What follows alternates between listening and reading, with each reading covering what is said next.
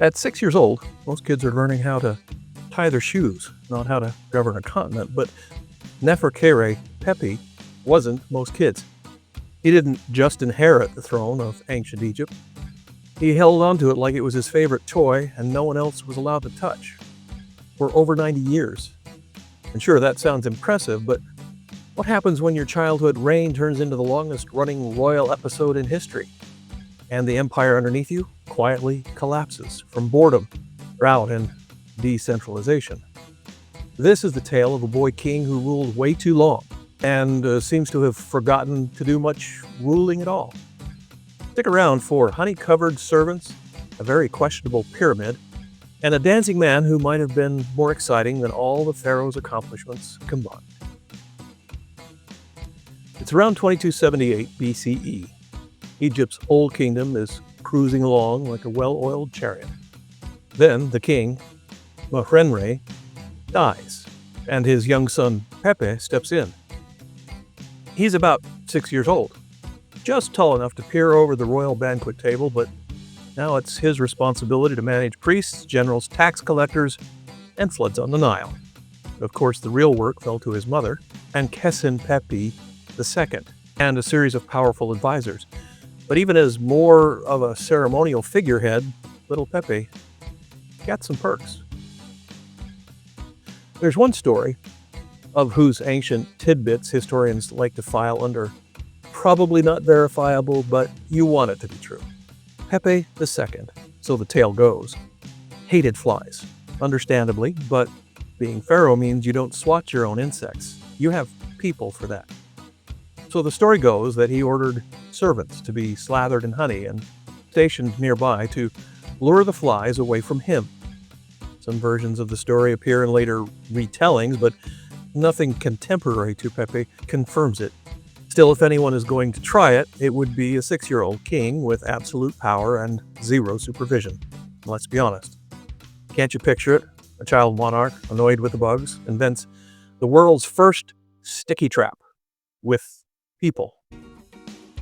There is a letter, though, still surviving, inscribed in a tomb. Pepi II, still a boy, wrote to his governor Harkuf, who had returned from an expedition in Nubia. What did Pepi want? Spices, gold, war elephants? Nope, he wanted a dancing pygmy. And not just any pygmy, one that would bring joy and exotic entertainment, that's a quote, to the court.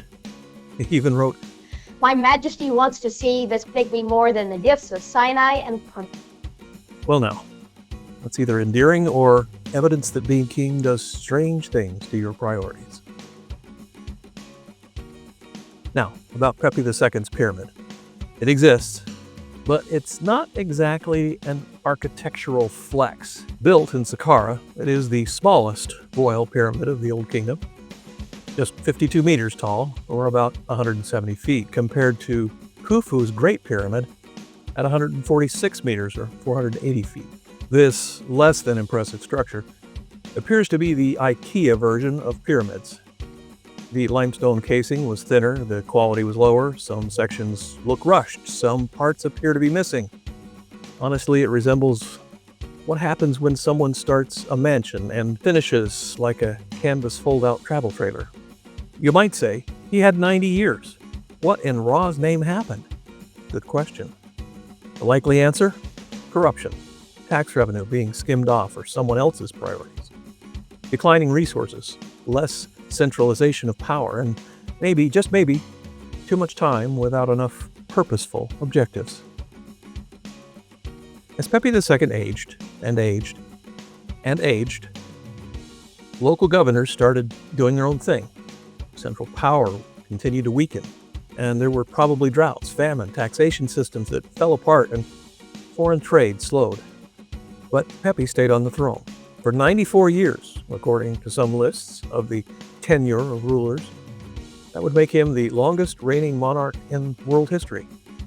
And yet, when he finally passed, around 2184 BCE, Egypt didn't bounce back with a confident new leader. Instead, it spiraled into chaos.